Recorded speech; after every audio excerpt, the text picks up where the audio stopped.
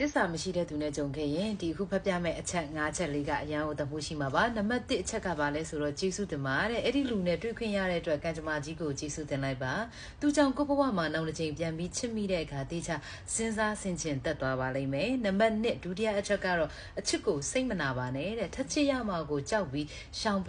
ယ်မလုပ်ပါနဲ့ကိုချစ်ပေးနေကြအတိုင်းလေးပဲဆက်ချစ်ပေးတတ်ပါစေအချစ်ကိုစိတ်မနာပါနဲ့လူကိုပဲစိတ်နာပါ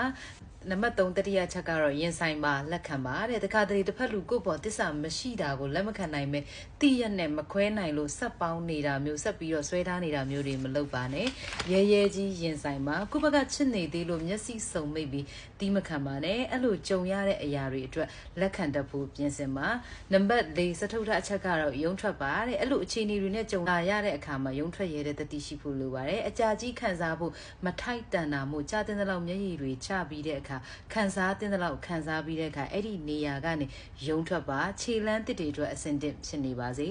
နံပါတ်5နောက်ဆုံးအချက်ကတော့ကိုအချိန်ပူပေးပါတဲ့ပြီးရင်တော့ကိုဘဝအတွက်တိုးတက်စီမဲ့အရာတွေကိုအတွေးတွေအတွက်အာဟာရဖြစ်မဲ့စာဖတ်တာတွေဝါသနာပါတာလေးတွေအတွက်အချိန်ပေးတာတွေအတွက်ကိုအတွက်ကိုအချိန်ပေးဖို့လိုအပ်ပါတယ်အခုပြောပြသွားတဲ့အချက်လေးတွေလုံနိုင်အောင်အချိန်ယူပါခက်ခဲရင်တော့ကြိုးစားပါကိုတိုင်မှယုံမထွက်ရင်ကိုတိုင်မှလက်မထွက်နိုင်ရင်ကိုပဲထပ်ပြီးတော့ထက်ခါရှုံရပါတယ်တိတ်လာတဲ့ကိုရဲ့အနာဂတ်အတွက်ကိုအတောက်ပဆုံးပြင်ဆင်ပါတဲ့ဒါကတော့ eco တိုင်းရေးသားထားတယ်ပေါ့နော်ဒီအငယ်လောင်းဆက်တော့လာမတွင်းနဲ့ဆိုတဲ့စာအုပ်ကလေးတွေကအေးကပေါ့နော်ခွန်အားရအောင်လို့ဖတ်ပြပေးတော့တာပဲဖြစ်ပါတယ်